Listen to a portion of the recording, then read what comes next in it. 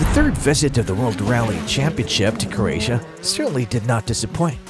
The Croatia Rally produced a fun event for the third year in a row to solidify its status as a contemporary classic on the calendar. The atmosphere of the World Rally Championship Service Park coming together to remember Craig Breen made the event in 2023 feel much more emotional, but the action on the stages was more than a befitting tribute. Now keep watching and share your thoughts in the comments. We're happy you've returned to our channel. Let's begin right away. After a break of 18 months since the Secto Rally Finland in 2021, and while driving on purely asphalt terrain, Alfyn Evans of Toyota Gazoo Racing secured his first victory. It was Evans' first victory since October 2021 in Finland. His Toyota Gazoo Racing team maintained its winning streak for the Croatia Rally with this victory. Hyundai Motorsports currently is trailing Toyota Gazoo Racing in the manufacturer's standings by 29 points. Tanak presented Evans with a difficult challenge earlier in the race. Nevertheless, a transmission problem on the last race day propelled him to second place, ahead of Esa-Pekka Lappi by 31.6 seconds, as Pekka Lappi of Hyundai took third after consistently outperforming, despite displaying a little less assurance during the dirtier parts of the race. After an impressive recovery drive in the final race day morning, current world champion Kalle Rovanperä passed fellow teammates OJ and Takamoto Katsuta, who settled for 5th and 6th place respectively. OJ finished the race 9.7 seconds behind Rovanperä despite earning 3 bonus points from the last power stage due to time penalties that cost him nearly 2.5 minutes. With a Thursday night ceremonial start in Zagreb, accompanied by lights, lasers, and pyrotechnics, the Croatia Rally quickly became one of the most well-liked in the series. Thursday of last week was unique, keeping Craig Breen in mind.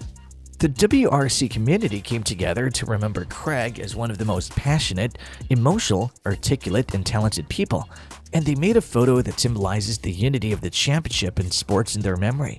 The movie paid the utmost respect to the young racer Craig, who was at the service park. Alfyn Evans and Scott Martin paid tribute to Craig, who passed away in an unfortunate testing accident on April 13th of this year after winning the Croatia Rally on Sunday afternoon. Evans stated, "We've come close to winning a few times, but we've never quite pulled it together. It was crucial to get this one approved, so I'm somewhat relieved about that. After everything, I'm incredibly disappointed in the team and in us. You know, it's a hard time right now. We really wanted that victory. We wanted to make Craig proud, but we squandered the chance," Neuville said. So here are the things we discovered during the 4th round of the WRC this year. Evans is a serious title contender. The last time Alfyn Evans won a WRC round was nearly 18 months ago. Even though the circumstances were very different from Rally Finland in 2021, the statement remained the same. Evans is a true title contender. Evans' 2023 had been simmering away nicely, especially after a strong drive in Mexico, as he found a run of consistency that helped him challenge for the 2020 and 21 titles.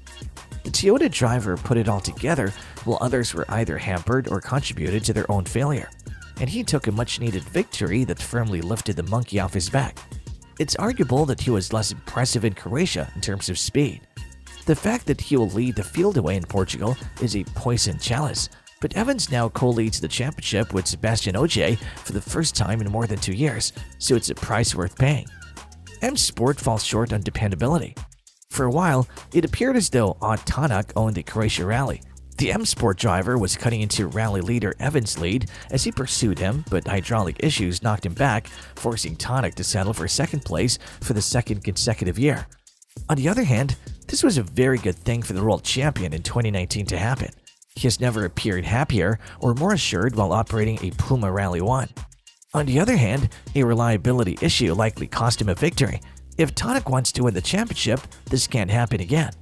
It's clear that M Sport lags Toyota and Hyundai in terms of dependability after power steering issues on the Monte Carlo and a turbo problem in Mexico. In this regard, Pierre-Louis Lebet has also suffered. There is definitely potential. All that is needed is to fully realize it.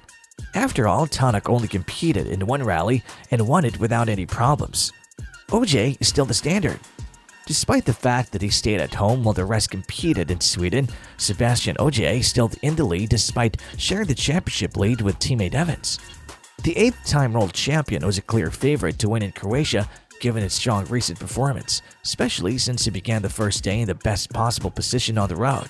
First, and as expected, only Thierry Neuville of Hyundai was able to challenge OJ during their opening stage, but after that, his weekend got out of hand as he was forced to finish no higher than 5th due to a flat tire, a seatbelt violation after changing the tire, a 10-second penalty for arriving late to Saturday's first stage, and a mysterious suspension issue in service. OJ, however, would have won this race based solely on speed. Roussel and Citroën are both serious WRC2 competitors. On tarmac, Johan Roussel and the Citroën C3 Rally 2 are both well-known entities and is reputed for being swift. However, the Frenchman's pace in WRC2 over the weekend was simply amazing.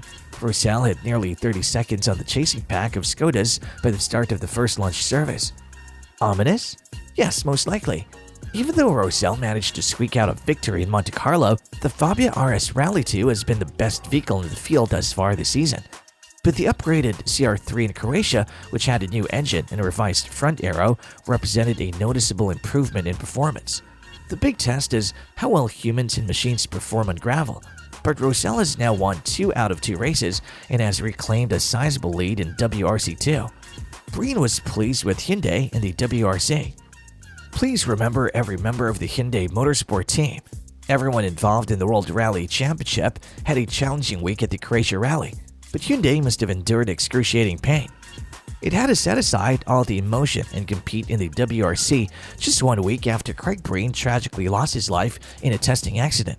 Hyundai did everything it could to honor Craig's life, from the redecoration of the car to the use of the Irish flag's colors to the book of condolences it provided for visitors to sign in its reception, which also featured a mural on the desk. Unfortunately, it was never able to achieve the desired outcome. But everyone at Hyundai should be proud of the fact that it competed in Craig's honor and did everything it could to make it feel as though he was there. It was agonizingly close until Thierry Neuville started from the lead. For all the appropriate tributes, including the group family photo, the moment of silence at the ceremonial start, and the absence of champagne on the podium, the WRC promoter and the Croatia Rally organizer deserve praise. It'll take some time to put the events into perspective, but Hyundai and the WRC as a whole did everything they could to keep the show going, as Craig would have wanted. What do you think about this? To post a comment, please do so in the area below. To ensure you don't miss any of our upcoming videos, ring the bell and join our channel. We'll see you in the next video.